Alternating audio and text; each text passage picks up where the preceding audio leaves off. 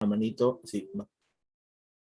Una vez que bajamos la manito para poder luego seguir haciendo esa consulta, ¿no? Ya. Bien, empezamos. Aquí vamos a ver ya los temas principales. Ya no vamos a explicar así con detalle, puesto que ya lo hemos hecho. Simplemente vamos a decir que la economía internacional está ahí adentro, está lo que es el comercio. Y el comercio es simplemente esto, miren, el intercambio de mercancías entre una economía nacional y el resto del mundo. ¿Por qué razón? Porque no somos autosuficientes, es decir, las economías no producen todo. Un país no es capaz de producir todo. Quizás China produzca todas las mercancías, pero no tiene capacidad de generar minerales que necesitan, petróleo, gas. Entonces, eso tiene que comprarlo. Eso lo tiene que comprar y lo compra baratito en países subdesarrollados como el Perú. Por ejemplo, de Perú los chinos se llevan miles y miles de toneladas de hierro, toneladas de cobre.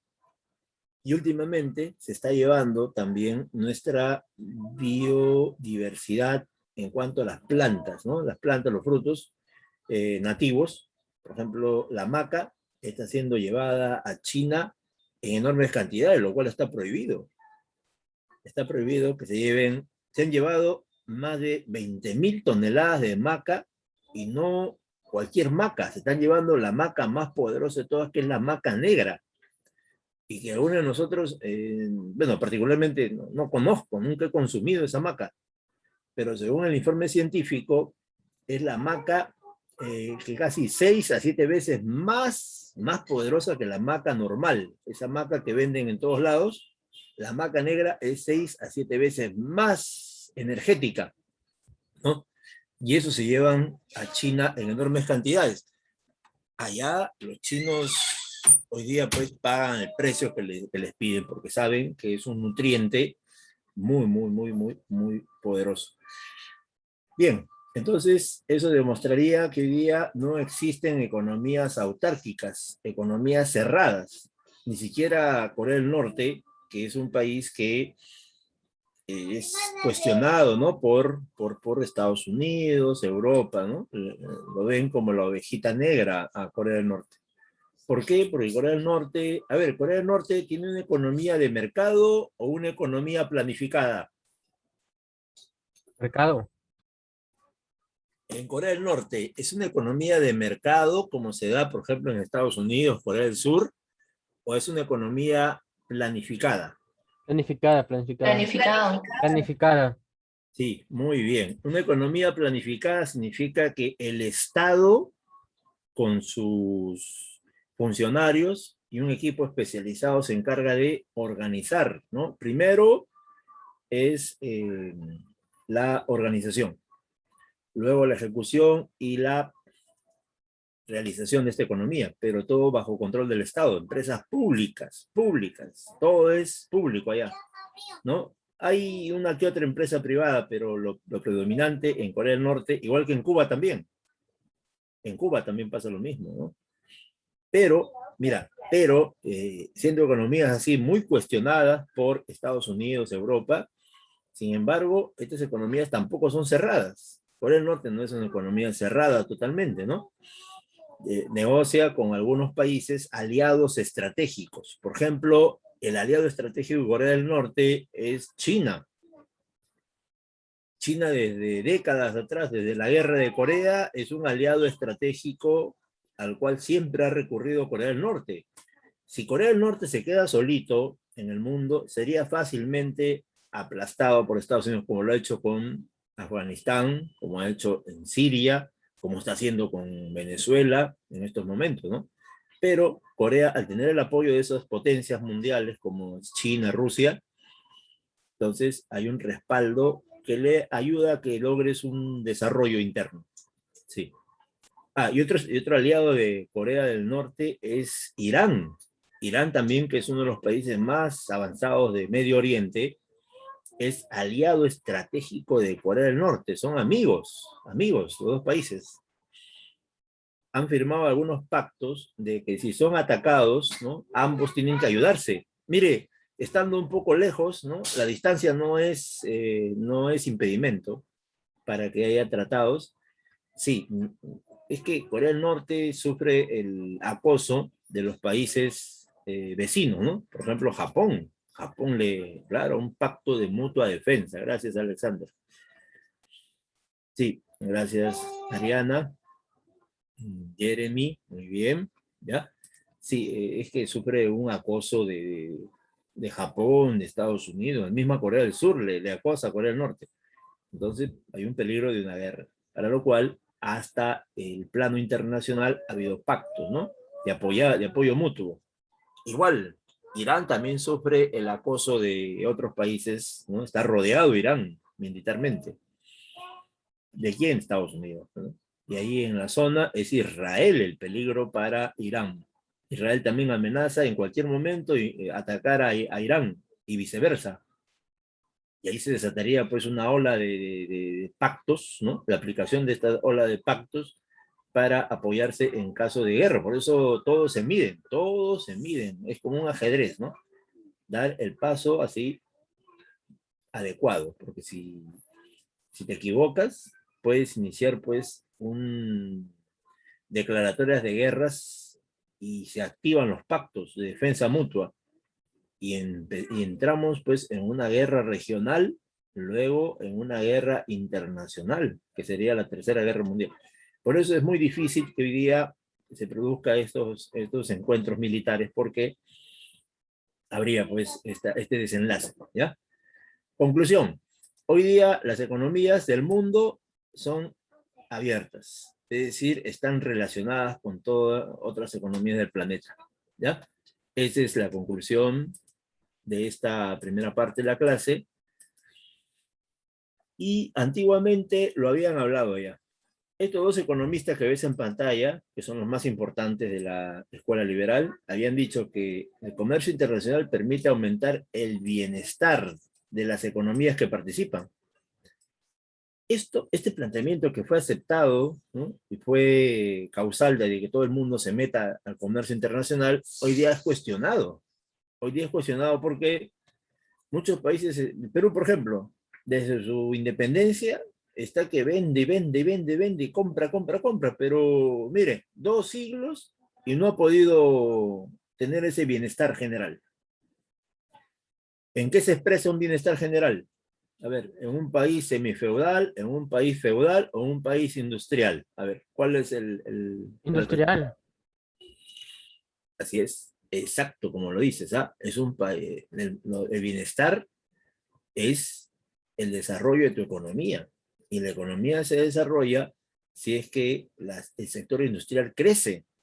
¿Por qué? Porque ahí podría absorber toda la producción de materia prima dentro del país, como lo hace Alemania, como lo hace Francia, como lo hace Italia, Inglaterra, Estados Unidos, Holanda, Bélgica, China, Rusia, hasta Chile, que está cercano a nosotros, también hace eso. Los chilenos están absorbiendo bastante materia prima que ellos producen.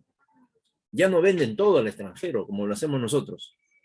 Por eso ellos están creando pues una industria chilena que está en estado de larva, está creciendo. En nuestro caso, está todavía en estado de huevo todavía, ¿no? O sea, muy chiquito está la industria peruana. Por eso la mayoría de materias primas salen al extranjero, históricamente. ¿Eh? Por ejemplo, el oro ha salido pues de los españoles, todavía ha salido. La plata también, el algodón, el guano, la harina de pescado, etc. Sin embargo, no hay ese bienestar. Por eso esta idea de Adam Smith y David Ricardo hoy día es seriamente cuestionada por la gran desventaja que hay en el comercio internacional, ¿no? La gran desigualdad de estos países.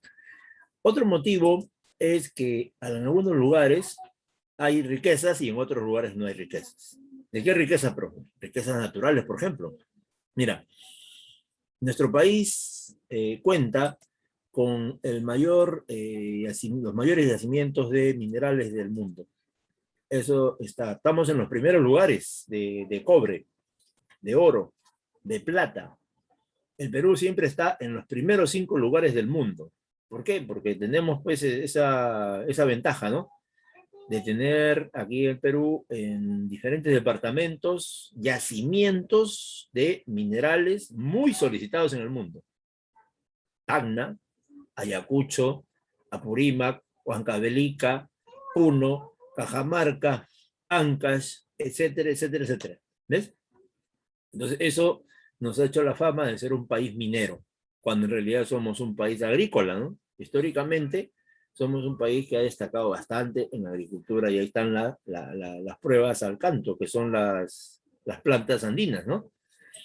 Sí, estas plantas andinas, ¿qué han hecho? Nos han colocado pues en los primeros lugares, con la biodiversidad más grande del mundo, ¿no? Estamos entre los 6 países megadiversos del planeta y gracias a la Amazonía peruana. Gracias a la Amazonía peruana. Así es Camila, así es. Muy bien. Y aparte de eso, tenemos, y ojo, que estas plantas es la base de la farmacología mundial. O sea, las medicinas del mundo tienen como insumos diferentes plantas del planeta y están concentradas aquí en la Amazonía. Y el Perú, como parte de esa Amazonía, tiene esa cualidad. Aparte de eso, la fauna más variada del planeta, en costa, sierra y selva, para hablar en sencillo, porque si hablamos académicamente, sería 8 regiones naturales. Claro, 8 regiones naturales. Y si eso fuera poco, de todas estas animales que tenemos, ¿ya? Tenemos el mar más rico del mundo, ¿ves? Donde el Perú siempre ha estado en el primer y segundo lugar de pesca mundial. Profe, gracias, Jeremy. Ahí están las 8, ¿no? Muy bien, sí, 8 regiones naturales. Oiga, si hace poco nomás el Perú tenía el primer lugar de pesca mundial. ¿Y qué ha pasado? China nos ha desplazado, nos ha colocado en el segundo lugar. A ver, ¿y con qué pesca? ¿Dónde pesca China para tener ese primer lugar? ¿Allá en los mares del Océano Índico o en el mar de Grau, Marca? Exacto, exacto, sí. Los chinos, igual que los surcoreanos, igual que los estadounidenses, igual que los rusos y japoneses, ¿ya? Porque es un grupo de una flota de barcos de cada país, entran al mar peruano. Esa es noticia mundial. Acá no lo pasan en televisión, que es otra cosa. Pero es una noticia mundial la presencia de flotas, ¿no? De barcos extranjeros llamados buques fábricas, llamados depredadores. Y entran, pues, y gracias a eso se colocan en el primer lugar.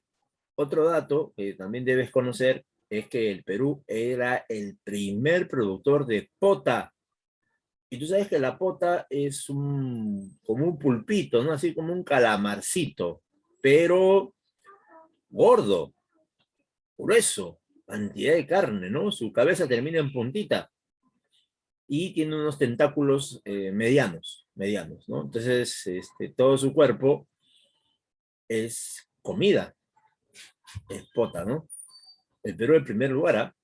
Hace un par de años, en plena pandemia, o sea, es poco nomás, en plena pandemia, China no ha parado su extracción de pota y se ha colocado en el primer lugar del mundo en pota, desplazando al Perú al segundo lugar.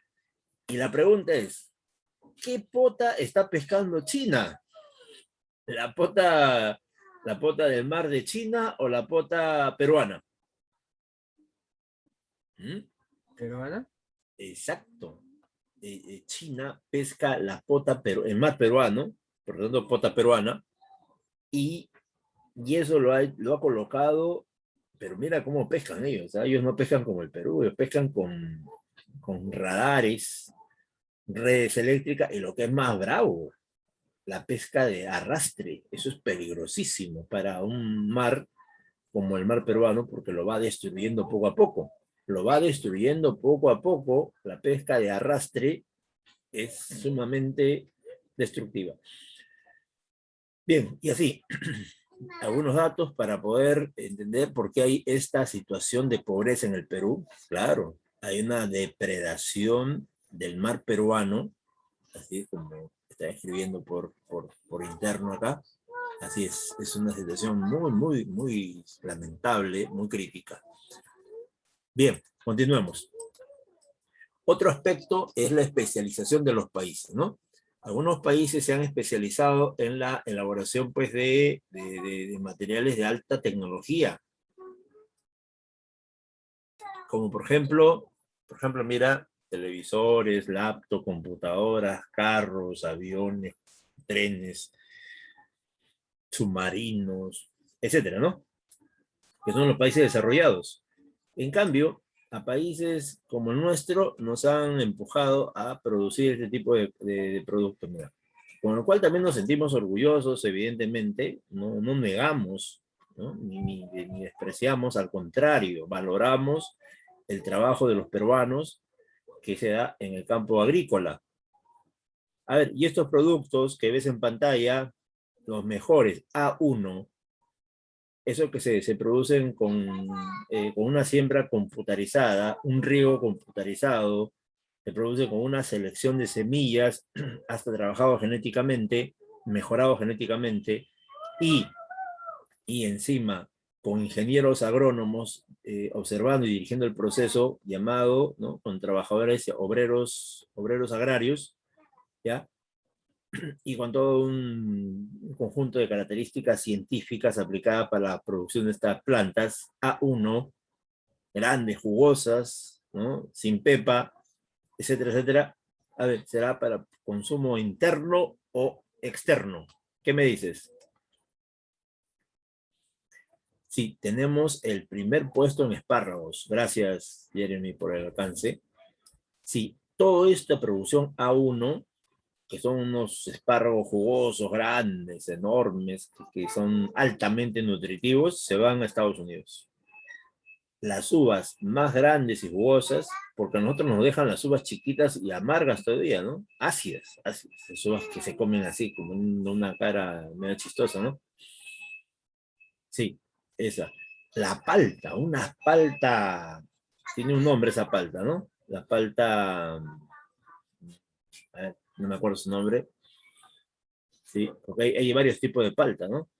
El mango papaya, un mango gigante lleno de comida con el nivel de azúcar o dulce adecuado. Pura carne, puro nutriente, mira. Y los arándanos, como ves en pantalla. ¿Ves? Ahora, una preguntita. ¿Vender estos productos, a ver, genera altas ganancias o ingresos normales? ¿Qué me dices? Normales. Sí, porque aún así, al ser transformadas, al ser conseguidas con la tecnología, ¿no? Porque es una agroindustria es esto, no se tienen las ganancias esperadas, ¿no? A ver, entonces, ¿qué se necesita para que estos productos que ves en pantalla nos den más ganancias? ¿Qué se necesita hacerle a estos productos? Valor agregado. Valor agregado, o sea, transformarlas. Por ejemplo, ese espárrago, no venderlo así como está en pantalla, sino procesarlo en una conserva de espárragos, una conserva, ¿no? Almíbar, algo así, ¿no? Con unos líquidos ahí bien trozaditos, semicocidos o cocidos ya para el consumo directo. Eso elevaría el precio 10 veces a lo que nos pagan el espárrago. Esa uva, procesarla en néctar, ¿no? O en alguna bebida, no solamente alcohólica, también puede ser una bebida nutritiva para los niños, ¿no? De uva, claro, y hecho que compraría la gente, ¿no? Y esa palta, y ese mango, mira, frugos, ¿no? Néctar de mango, trozos de mango, ¿no? Así envasado, en cristal, lata, qué sé yo. Igual los arándanos. Y eso haría pues de que crezca los ingresos, ¿no? Sí, es la palta fuerte, ¿no? La palta fuerte, sí, así le llaman acá, palta fuerte. Muy bien. Ahí está la diferencia. Otro motivo es el avance tecnológico. La ciencia y tecnología que se va a aplicar pues en todos los países, ¿no? Mira, el 5G, por ejemplo. Nosotros ya tenemos ideas de que es 5G, pero hasta ahorita no se da nada en nuestro país. Pese a que ya varios países del mundo ya están en 5G, ¿ah? Que es alta velocidad, todo en alta velocidad. Ya no que la máquina se cuelga, pero que la señal está lenta, que la voz se escucha entrecortada, ¿no? Que sale el aviso ahí, tu conexión es insuficiente, ¿no? Es pobre, te sale un aviso ahí, ¿no? Es pasado ya. 5G es lo último en tecnología. Hasta Google ha anunciado pues que entramos a otro sistema, ¿no? Que es el metasistema, ¿no? Si alguien sabe algo para que lo comente de estas innovaciones, ha tenido problemas serios esta semana Google al aplicar todo esto, ¿sí? Se ha caído la señal de alguna de las redes sociales como Facebook, ¿no? Que estaba entrando todo este sistema tan avanzado, ¿no? Sí. Esa es una de las ventajas que nos permite conocer esta tecnología, ¿no? Y poder usarla. Otro motivo es que las relaciones internacionales permiten a los países que puedan elevar su producción de manera impresionante, que antes era impensable. A ver, ¿quién pensaba hace 70, 80 años que China iba a producir la mayor cantidad de carros en el mundo? Nadie, profe. Porque China era un país semifeudal, un país atrasadazo, donde la mayoría de chinos eran analfabetos, eran explotados, eran opiómanos, ¿sí? Quienes se llevaban toda la riqueza eran unos grupitos de extranjeros sobre todo, aliados con los mandarines, ¿no? Que eran las dinastías chinas. Por ejemplo, la dinastía Manchú. Tremendos serviles a Estados Unidos, a Japón, perdón, a Alemania, a Francia, ¿no? Y que saqueaban la riqueza del pueblo chino. ¿Qué pasó en 1949, el 1 de octubre? A ver, ¿quién me dice? Que cambió la historia de China. Gracias, ya está la idea. ¿Revolución China? Exacto, China. muy bien. La revolución china transformó un país atrasadazo, hasta vendían a las niñas. Las niñas, ¿no? De 13, 14 años eran vendidas a los hacendados de la época. Y los hacendados de la época tenían 1, 2, 3, 4, 5 esposas, siguiendo el ejemplo del emperador, porque el emperador sí rompía récord, ¿eh? Él tenía como 20, 30 mujeres, como una especie de esclavas sexuales. Y China rompe todo eso el 1 de octubre de 1949, cambia toda la historia de China y empieza un nuevo sistema, ¿no? Donde todo empieza a industrializarse, ¿sí? Empieza a prepararse a la gente empieza a educarse, empieza a especializarse en masa, todo sucede en masa, porque ya en la Revolución China estamos hablando de 500 millones de habitantes, mira, hace 70 años, 80 años más o menos.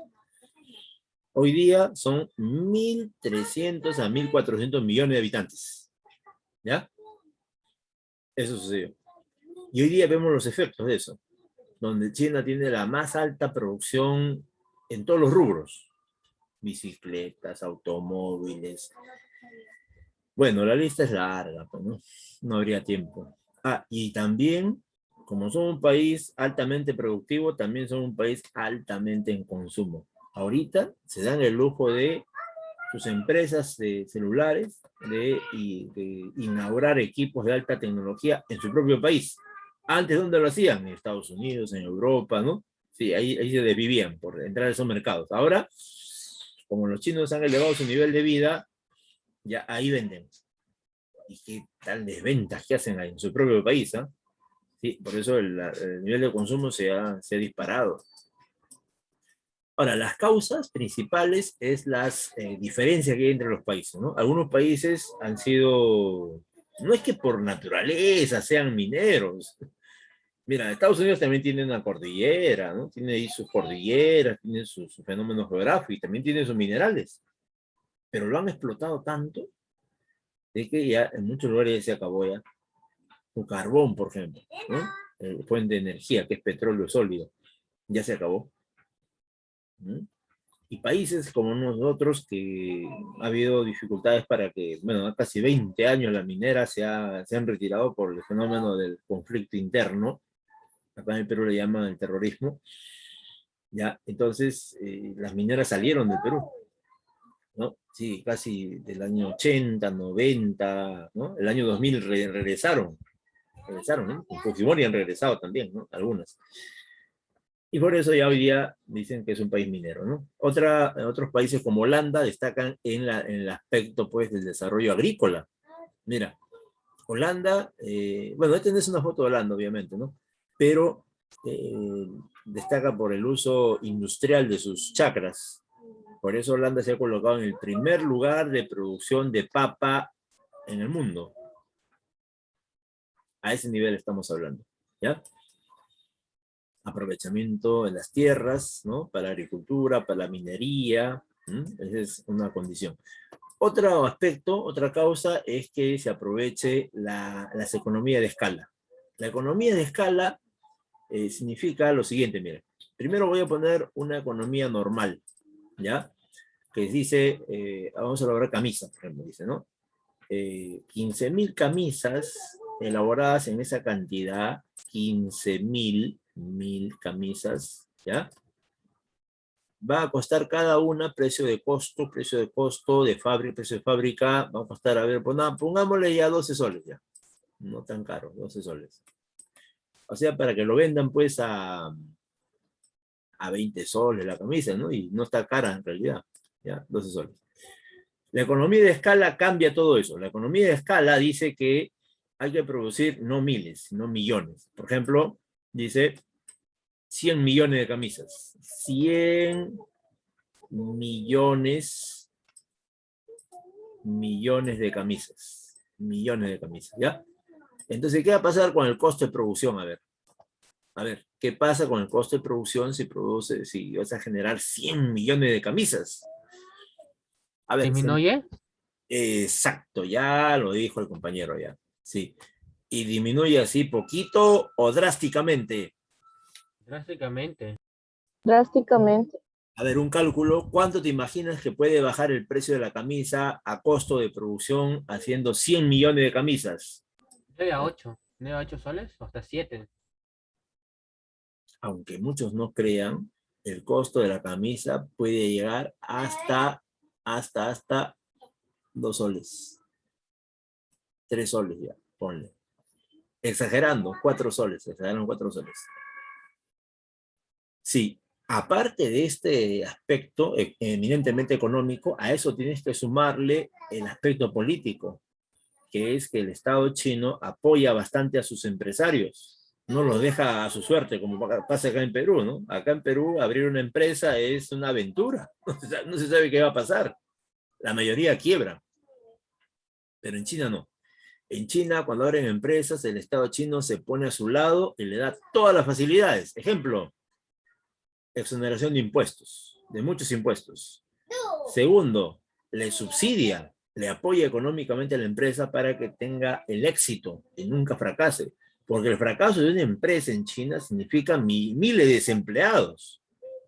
¿Y desempleados qué van a hacer? ¿Qué van a hacer un desempleado? Se va a ver gente humilde, gente pobre, informal, y etcétera, lo que vivimos acá en nuestro país. Sí, por eso los chinos no permiten eso. No permiten nada de eso. ¿Eh? Sí, muy bien. Esto significa entonces economía de escala.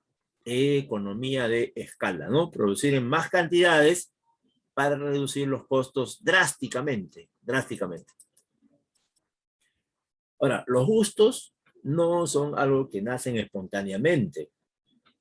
Hoy día, en este mundo globalizado, los gustos son impuestos a través de la prensa, a través de los medios de comunicación, a través de las costumbres que transmiten los padres hacia los hijos. Por ejemplo, mira, ¿de dónde hemos aprendido que un alimento es conocido como McDonald's. ¿Cómo así nos hemos enterado de McDonald's? ¿Mm? ¿Qué? Porque es una comida Propagandas. nutritiva, ajá, porque es una comida nutritiva, saludable, es una economía, Influencia.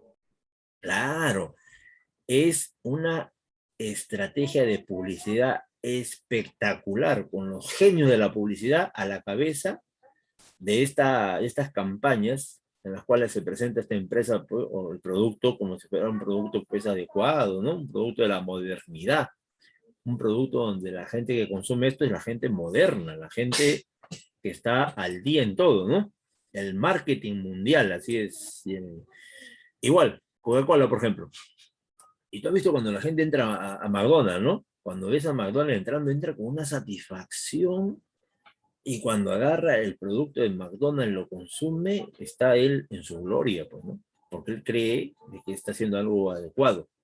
Pero nosotros sabemos de que ese consumo, a ver, este consumo de comida rápida y saturada en grasas, ¿no? Saturada así, en ese tipo de químicos, a ver, ¿será saludable o perjudicial?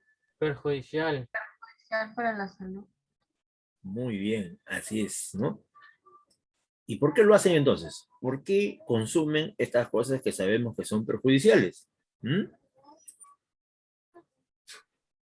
Porque han sido acondicionado, constantemente le han bombardeado de publicidad hasta Coca-Cola, miren.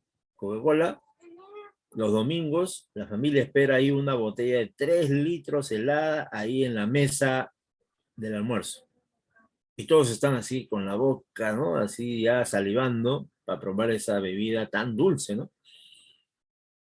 La bebida de la unión familiar, ¿no?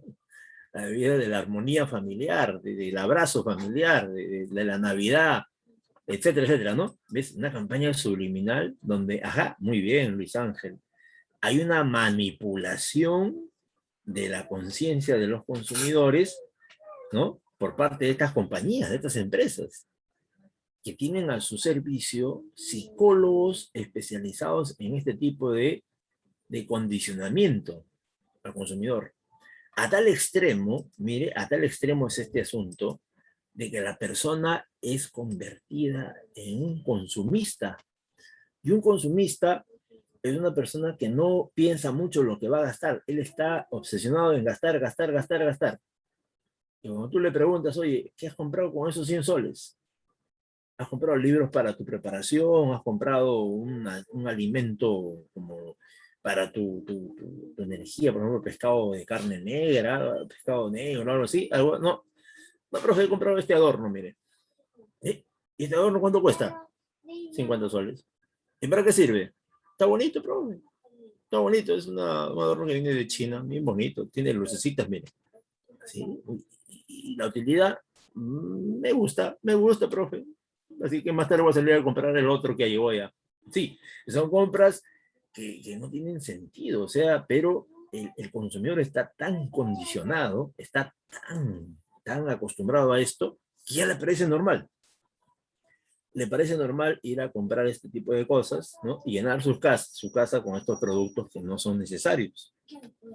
Porque le han hecho creer de que son, pues, de la vida moderna, ¿no? De la vida de la high life, de los justos, pues, de los privilegiados, etc. Y eso es el consumismo, ¿no? Y así vive la industria mundial. No solamente en Perú, ¿eh? Es en todas partes, ¿eh? Por si acaso. El estadounidense es un comprador compulsivo. En Estados Unidos es más bravo todavía. Allá la sociedad estadounidense desde niños ya quieren comprar, comprar, comprar, desde pequeñitos. Los mayores ya son profesionales en la compra, ¿no? Claro, como tienen un ingreso alto, si uno ve sus adquisiciones, sus compras, compran todo lo que dice la publicidad. Y cuando vas a una casa de un estadounidense de clase media, no es como entrar por una casa de un peruano de clase media que tiene lo básico, ¿no? Allá entras y viene todos los cuartos llenos de equipos, llenos hasta inalámbricos, ¿no? Tiene cantidad de aparatos por acá, por allá, por todos lados, alarma allá, alarma arriba, abajo, tiene, y así, aparatitos que aparecen para Obviamente, algunos son muy necesarios, ¿no? Pero que cuestan mucho. Y es así. Bien, otra causa, bueno, un último comentario. Muchos de nosotros no nos dejamos arrastrar por eso. ¿Por qué?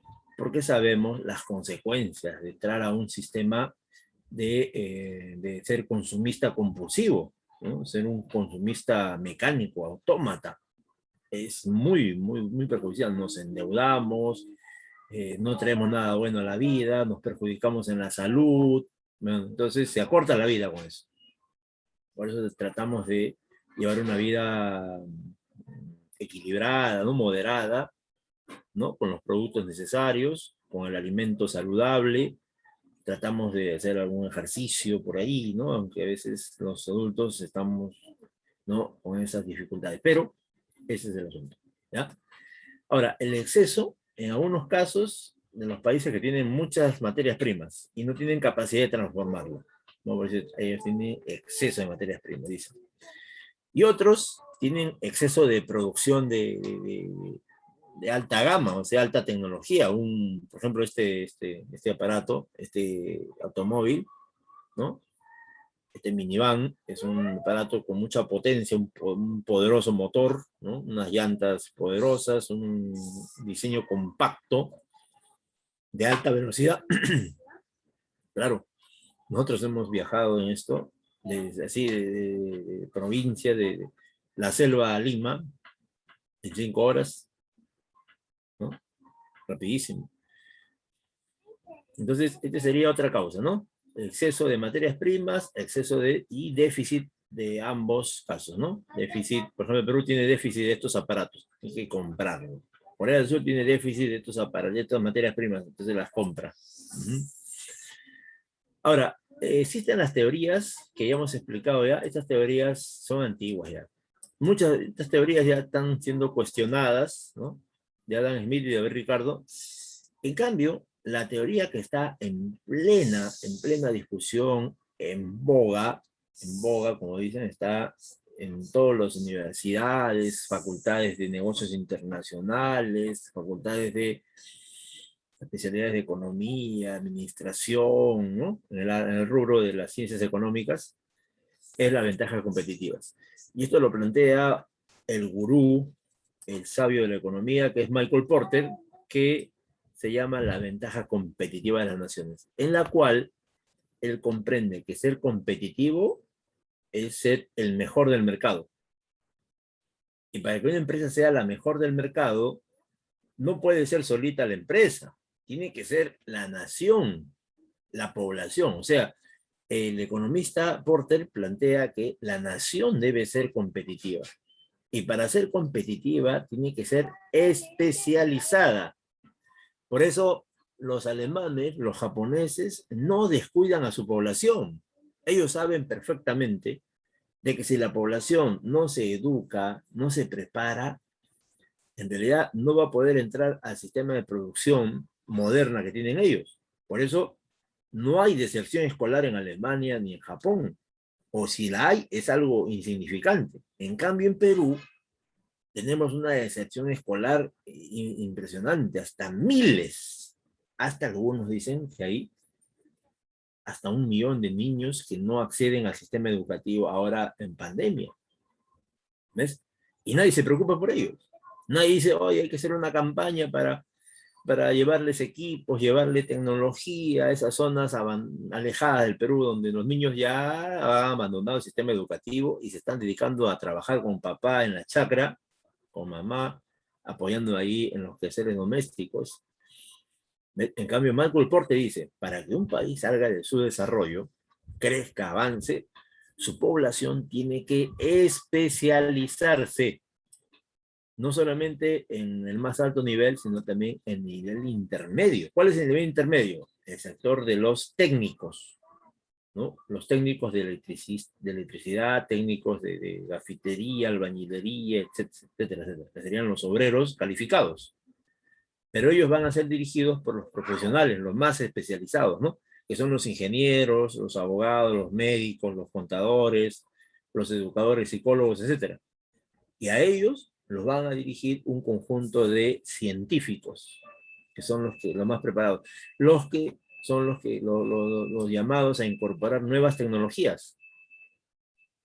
Y en base a esas nuevas tecnologías, ir mejorando los productos para colocar en el mercado internacional, que es la innovación. Y dice, a mayor mejora de los productos, que es innovación, ya no hay competencia ya. Ya nadie va a competir contigo, ¿no? Por ejemplo, los chinos ahorita son los innovadores más grandes del mundo. Han visto toda la producción mundial, lo han conocido, lo han perfeccionado, lo han mejorado y encima lo han abaratado. No es caro comprar productos chinos. Y te llevas un producto, claro, no va a durar 20 años, va a durar poco tiempo, pero es accesible al bolsillo popular. Y eso se llama mayor competitividad. Pero no solamente eso, también plantea que el país debe tener una estrategia extraordinaria, ¿no?, para posesionar estos productos en el mercado. Porque no solamente es hacer el mejor foco LED del mundo, sino es saber cómo hacerlo conocer, cómo llevarlo, cómo hacer que la gente se identifique con ese producto, ¿no? Y eso ya, algunos lo han dicho ya, son estrategias de ventas, estrategias de traslado, bueno, un conjunto de medidas que toman los exportadores, ¿ya? Perdón, los importadores, ¿no? Los importadores, los exportadores, ellos, los que están en eso de comprar y vender. Bien, esta sería una de las teorías más importantes del mundo en estos momentos. Sí, y aquí le dejo un videíto para que se relaje un poquito, ¿ya? Sí, este es aquí unos dibujitos animados para que todos podamos observar cómo es el comercio internacional de manera amena y sencilla, ¿ya? Sí, ahí lo estoy colocando. Voy a activar el sonido y lo colocamos pues estéreo, ¿no? Alta fidelidad. Ahí va.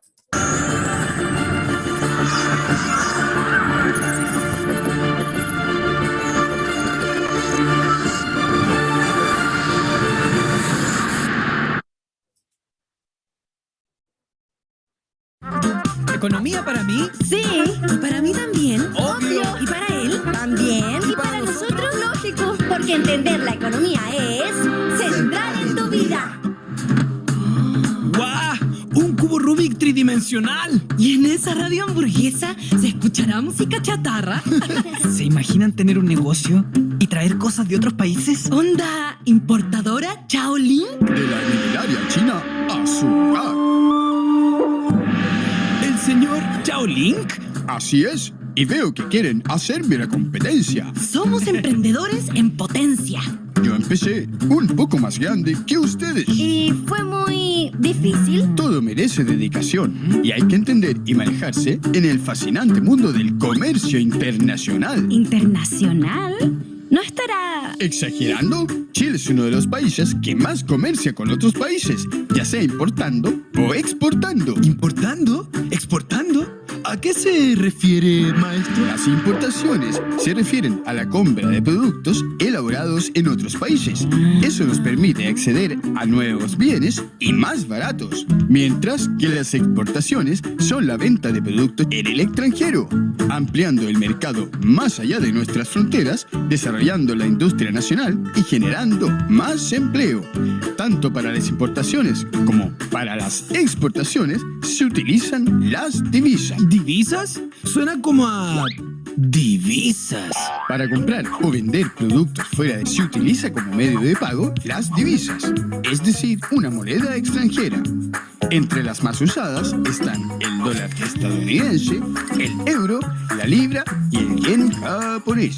Si queremos comprar, por ejemplo, en China, debemos ver los precios reflejados en dólares y cambiar los pesos a esa divisa. Y estos, a su vez, serán cambiados al renminbi, la moneda de mi país natal. Este cambio de monedas se hace en el mercado cambiario, que opera en los sistemas financieros de cada país. O sea que hay que saber el valor en pesos de lo que queremos importar para ver si conviene. Eso es vital para que el negocio funcione. Yo como que nací para todo lo que es negocios con el extranjero. ¿Ah, sí? ¿Y sabes a cuánto equivale hoy $1 en pesos?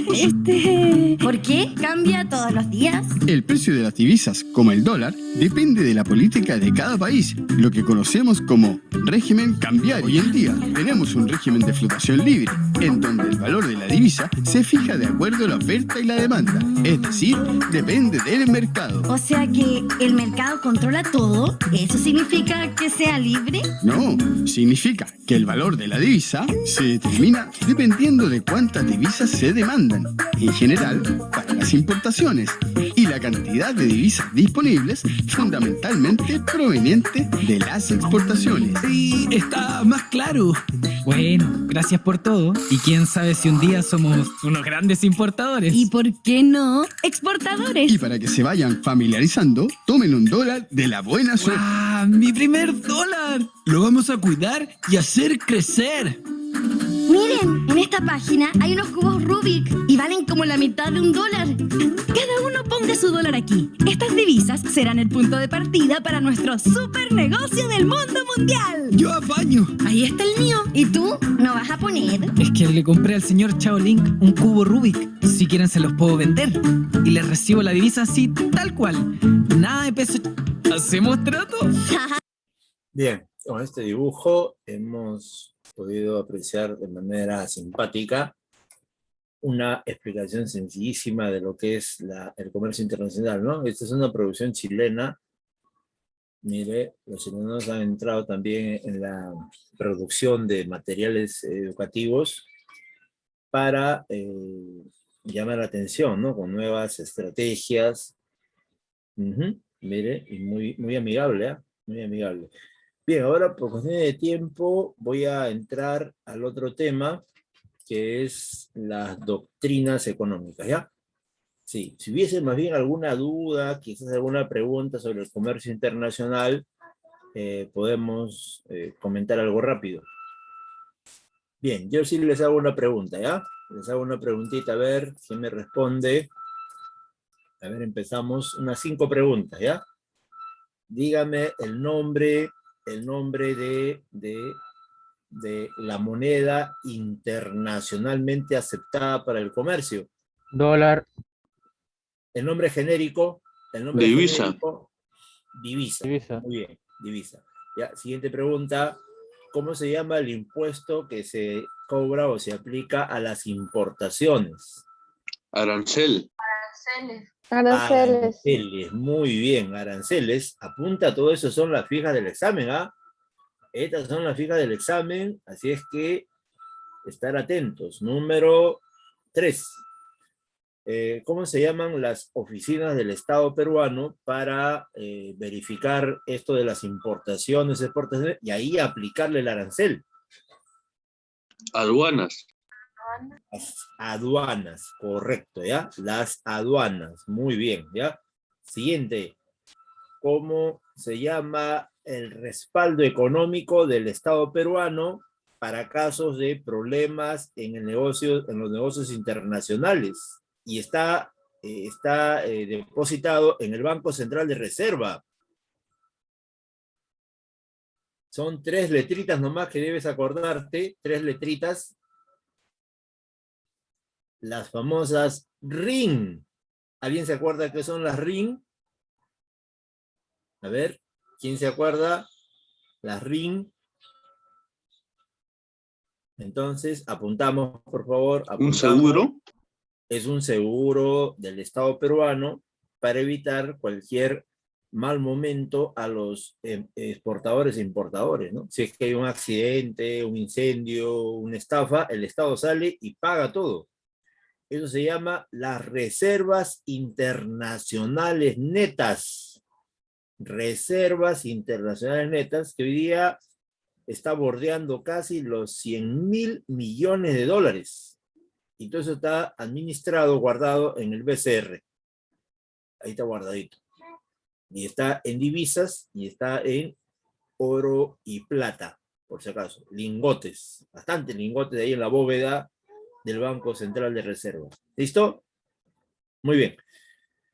Ya con este recordatorio nos vamos ya a la última parte. Gracias por las respuestas que están llegando también por el chat. Sí, gracias, gracias. Y ahora ya aquí vamos a repasar aquí, pero para ganar tiempo lo voy a hacer de esta manera. Mira. Así lo voy a hacer, ¿ya? De esta forma. Ganamos tiempo con esta modalidad que es más rápida. Así. ¿Se observa? ¿Sí, no? Profesor. Ya. Sí, Gracias. profesor. Gracias, chicos, chicas. Miren, ahí te acuerdas, ¿no? Eso que vimos la semana antepasada, creo. Ahí están las doctrinas en primer lugar. Ahí están los objetivos, ¿no? La comunidad primitiva, donde no se pensaba, no se abstraía el tema económico, pero sí se practicaba. Y teníamos pensamientos, pues, muy de la época, ¿no? Pensamiento de la época.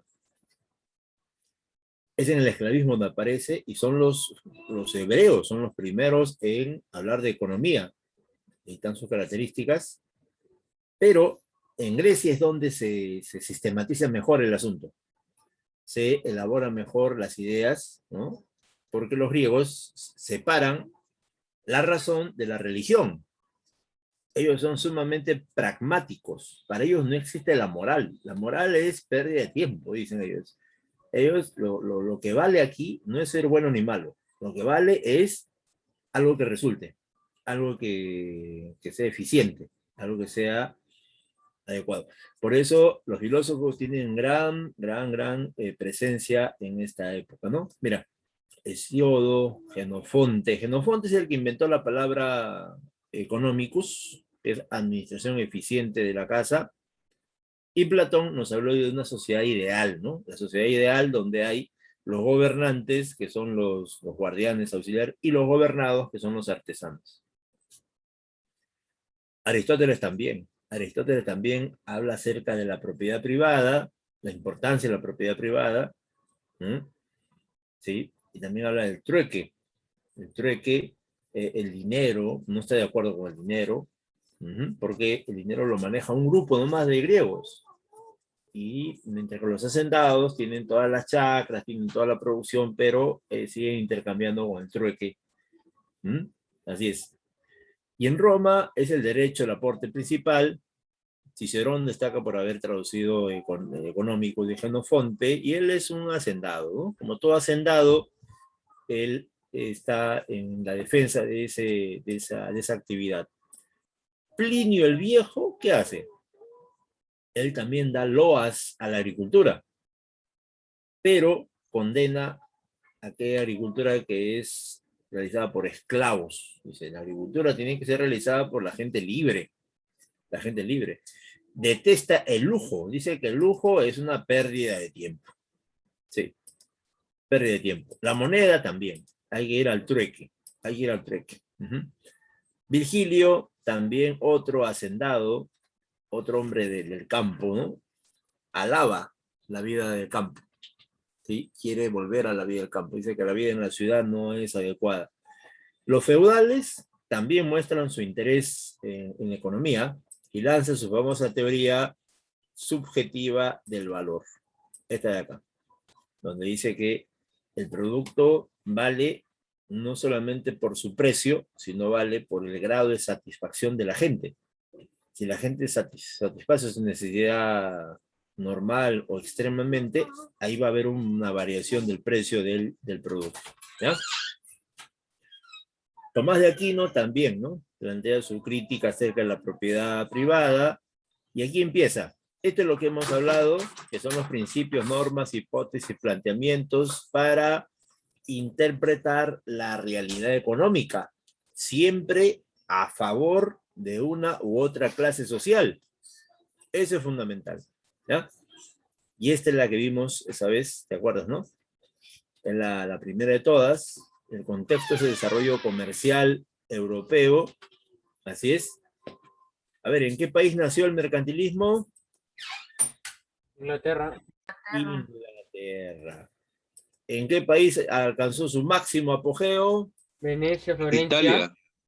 Muy bien, Italia. Sí, así las ciudades que estás mencionando. Muy bien, muy bien. Excelente, excelente. Estamos bien, ¿ah? Sí, ellos plantean que la acumulación de metales preciosos es la causa principal de la riqueza. Y ellos plantean el comercio exterior. A ver, ¿ellos están a favor de importar o exportar? Exportar más ventas. Sí, sí, muy bien, excelente. La exportación es su principal preocupación y la importación quieren reducirla al mínimo, obteniendo una balanza comercial superavitaria, deficitaria o equilibrada.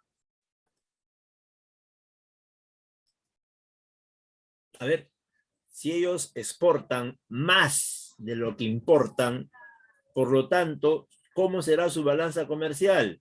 ¿Superavitaria, deficitaria o equilibrada? Superavitaria.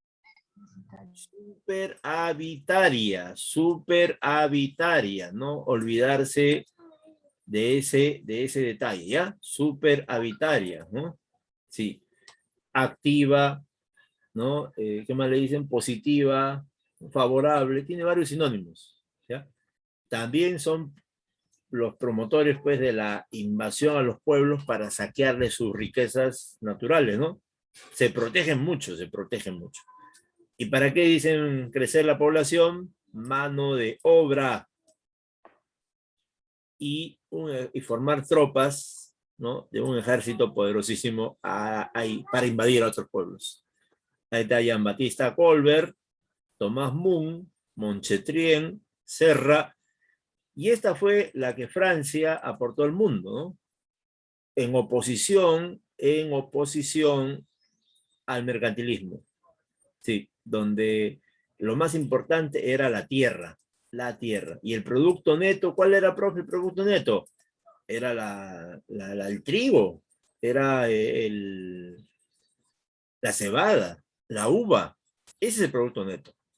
¿Y quién está detrás de todo esto? A ver, ¿quién apoya todas estas ideas? ¿Quién difunde estas ideas?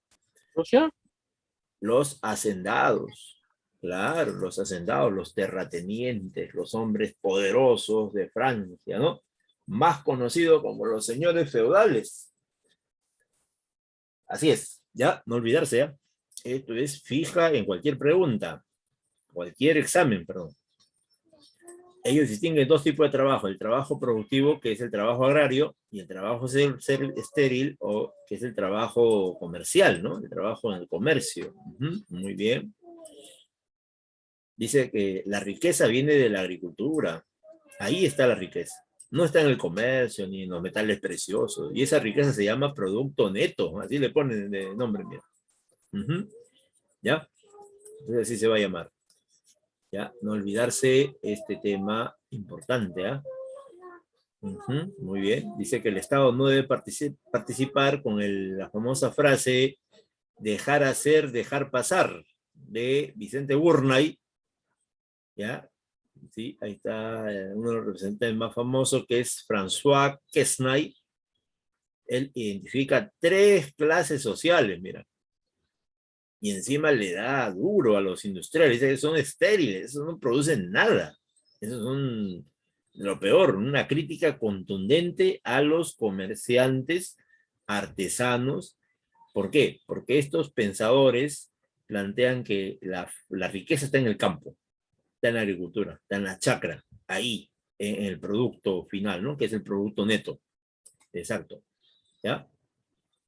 Luego, la doctrina clásica tiene como contexto la revolución industrial. Industrial, así es. Mire, ahí está, ¿no? Mayor productividad del trabajo. Tienes que especializar a la gente. La gente no puede ir al trabajo así nomás. Tiene que ser preparada, especializada para lograr los frutos. ¿Y cuáles son los frutos? Una mayor productividad. Mayor productividad. Por eso plantean la división del trabajo, que es la especialización. Y dicen ellos que el trabajo es la fuente de riqueza, es la fuente de riqueza de la sociedad. Libertad económica, libertad política, libertad total para los empresarios. Sí, dice que aún así siendo egoístas, aún así buscando solamente para ti, de alguna manera, que no sabemos, de alguna manera vas a impulsar el bienestar general. ¿Cómo es eso, pues? O sea, siendo egoísta, individualista, solamente viendo tu pellejo, tu forma de tus intereses nada más, dice que actuando así, de todas maneras, se va a lograr el bienestar de todos. Un poco raro, profe. Sí, un poco raro. ¿Sabes cómo le puso a ese razonamiento la mano invisible? Esa es la mano invisible, ¿no? Él, que tiene todo, sale sumamente satisfecho porque es egoísta, no comparte nada, ¿no? Solo para él nada más. Y el otro se está muriendo de hambre. Pero aún así dice que hay bienestar para los demás, un bienestar colectivo. La cuestión es, ¿dónde está ese bienestar? ¿No? Porque la mayoría no lo experimenta. La mano invisible, ¿no? En realidad favorece al empresario y perjudica a los trabajadores. Y es la oferta y la demanda la que va a fijar los precios, va a regular la economía. No es el Estado. El Estado no debe participar. Ya están las clases sociales, ¿no? Los capitalistas, los obreros y los terratenientes. Bien. Bien. Ahí está la división del trabajo. Ya sabemos, su máximo representante es Adam Smith. Este es el más lúcido, el más preparado de todos los economistas liberales. Ahí está su libro, mira. También está David Ricardo, que ya lo vimos hace un momento. Jean-Baptiste Say, este es el que plantea esa idea, pues, de que toda oferta genera su propia demanda. O sea, tú puedes producir todo lo que quieras sin control, porque el mercado va a generar, pues, consumidores en cantidades ilimitadas. Esta teoría de Say, que es la ley de Say, se cayó, se tumbó con la crisis del 29. Con la crisis del 29. Y este personaje es sumamente peligroso porque plantea ideas absurdas, como por ejemplo, que la miseria de los trabajadores es inherente al capitalismo. Y se debe, mira cómo dice, se debe a que la población se multiplica más rápido que el origen de las mercancías o los medios de subsistencia. O sea, le echa la culpa al crecimiento poblacional de las desigualdades sociales, específicamente la pobreza. O sea, los pobres que se multiplican, que crecen poblacionalmente, son causantes de su pobreza. Y los empresarios, bien, gracias. Ellos no tienen nada que ver con la pobreza, ellos son mansas palomitas, son gente muy inocente en este asunto. O sea, Malthus cumple un papel muy interesante de analizar, ¿no? Porque justifica al sistema echándole la culpa a los trabajadores de su pobreza. Por eso, cuando uno aprende esta teoría, lo primero que hace es desconocer la economía. Y lo primero que hace es ver la sociedad. Oye, ¿dónde está la señora con sus 6 hijos? 6, 7 hijos. Ah, qué cólera me da esa señora. ¿Cómo va a tener 6 hijos? ¿No? Tremenda, irresponsable, qué malcriada esa señora. Debe ligarse las trompas, el esposo la vasectomía, así renegando contra el vecino. Entonces desconoce la explicación económica, ¿no? La explicación económica es otra, no es una explicación social. La explicación económica es la mala distribución de la riqueza que Malthus distrae. Malthus con esta explicación distrae a la gente y todos se ponen a ver a las grandes familias, a las numerosas familias, ¿no? Ah, y remata con esta idea, dice, ¿cómo se controla este crecimiento poblacional? Con las epidemias. Mientras más epidemias, mejor es. El hambre que se lleve a miles de personas que van a morir por ello. La miseria, las enfermedades, las guerras. Y sí, pues esto es cierto, ¿no? Los primeros en morir en situaciones desfavorables son la gente pobre. Que el mismo sistema capitalista ha creado porque hay una mala distribución de la riqueza. Y para deshacerse de estos pobres que van a ser posibles Espartacos, posibles Tupac Amaru, posibles Micaelas Bastidas, posibles, posibles mariáteis, ¿no? Entonces, mejor que ese de niño nomás se mueran de hambre, ¿no? Así es, ese es Malthus. Acá en el Perú tenemos bastantes seguidores de Malthus. Uf, no te imagines, no son cualquier persona, son gente que están en el Ministerio de Salud, gente que están en las órbitas de la política peruana. Por ejemplo, en la década del 90, el ministro de Salud pensaba así. Y con el presidente a la cabeza, que también pensaba así, llevaron a cabo políticas de esterilización masivas contra mujeres y varones. A ver, una preguntita. Esto que hicieron en el 90 de esterilizaciones masivas, ¿fue a toda la población? O sea, esterilizaron a todo el mundo. B, esterilizaron a los más ricos. O B, esterilizaron a los más pobres. A los más pobres. A lo que no pueden comprar. Exacto, exacto, y precisa la respuesta de nuestros estudiantes. Esterilizaron a las más humildes. Claro, porque ahí desconocen este asunto, ¿no? Uno de nosotros jamás hubiera permitido que esto suceda, porque nosotros estamos informados, sabemos que eso es falso. Sabemos que más bien el crecimiento poblacional es favorable porque hay más mano de obra. Entonces, lo que está fallando no es el crecimiento poblacional, sino lo que está fallando es la economía, que está mal. La economía está mal, no han podido hacer crecer la producción, y frente a ese problema o esa incapacidad le echan la culpa a los pobres, ¿no? Por esa razón es muy importante analizar bien este tema, si no vamos a estar con las mismas ideas de Malthus de hace 200 años atrás. 200 años atrás planteaba estas cosas que iban en contra de la gente humilde, ¿no? Pero hoy día, repito, hoy día ya nuestros jóvenes más preparados, más leídos, más informados, no caen en este cuento. Ellos tienen más fundamento. Antes sí. Aunque hoy día algunas personas también creen eso, ¿no? Esta es la prueba de que la teoría malthusiana es falsa. Aquí está. La teoría malthusiana tergiversa las cifras. La teoría malthusiana no da cifras exactas ni precisas. La realidad es esta, el otro cuadro, mira. Donde la población crece, está bien. Pero lo que se dispara no es la población, sino son los recursos. Hemos llegado a épocas donde la producción es en millones y millones y millones. Es lo que hemos visto hace un rato. La economía de escala. La economía de escala es la superproducción. Producir sin ningún control a nivel mundial, sobre todo en los países desarrollados. Entonces, ¿cuál crecimiento, explosión demográfica? Lo que está pasando realmente es que la producción se ha disparado en el mundo, sino que esa producción no es para satisfacer necesidades, sino esa producción es para vender. Y solamente los que tienen van a adquirir esos productos, ¿verdad? Ahí están las dos tablas, los dos esquemas para refutar al malthusianismo. Y finalmente, la doctrina socialista que nace en Europa, en Alemania, cuyo antecedente es el socialismo utópico que ves en pantalla. Se basa en los tres pensamientos más avanzados de la época.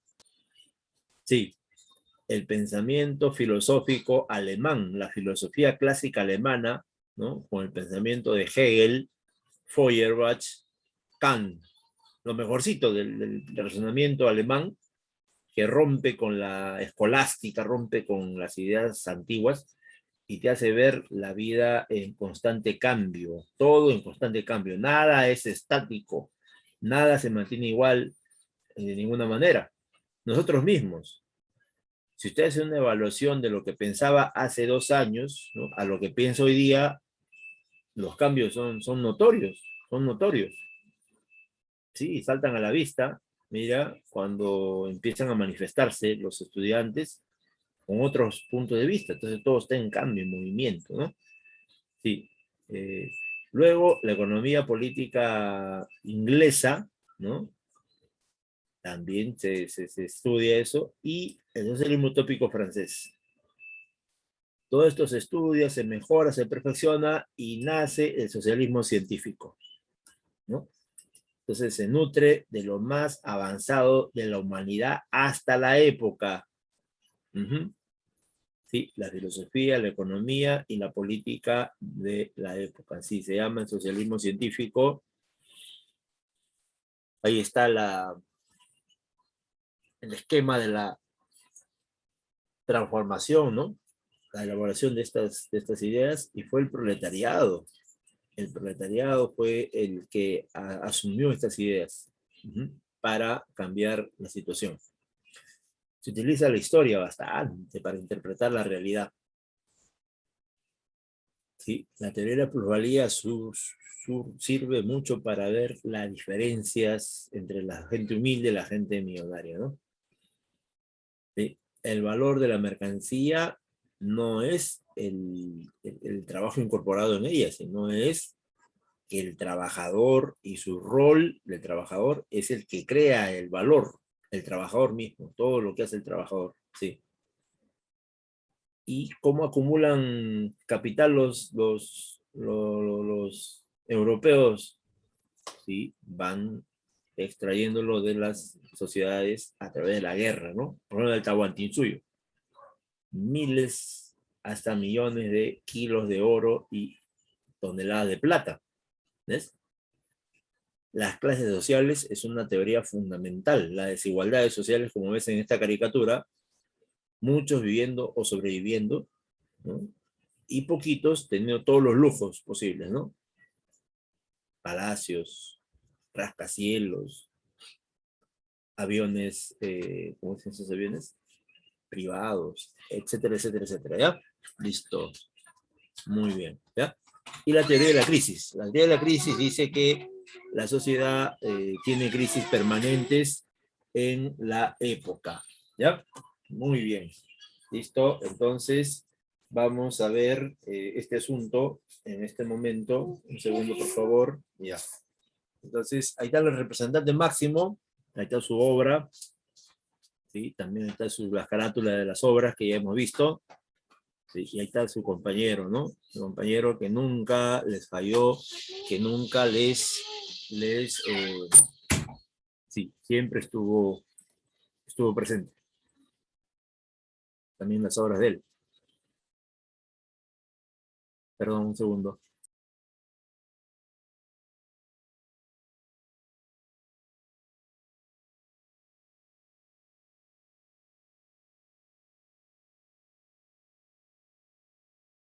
Bueno, hay una pequeña bulla al fondo. Sí, tenemos a otro continuador, otro discípulo que lo aplica en Rusia y nace el primer estado socialista en toda la faz de la Tierra, ¿no? Creando la Unión Soviética. Ahí también están sus aportes del estudio del imperialismo en sus obras. En Alemania y China también aportan, China con la revolución y Alemania con la resistencia antifascista, antinazi. En el Perú también tenemos un aporte mundial. Es el pensador socialista más antiguo de América Latina, es justamente el que llevamos en nuestra insignia, ¿no? Sí, es José Carlos Mariátegui, con una obra vastísima a estudiar por la juventud estudiosa, la juventud inquieta, esa juventud que tiene ese compromiso, ¿no? Con aprender más para dar soluciones en su país, ¿no? Sí, esta es su obra cumbre, esta es la obra cumbre, ¿ya? Esta es obra que debemos estudiar, conocer. Sí, ahí le dejé un video, ojalá que lo hayan visto. Y finalmente, ya nos ganó el tiempo. Favor de actualizar intranet en este momento. Todos actualizamos nuestra intranet. A ver, actualizo mi intranet.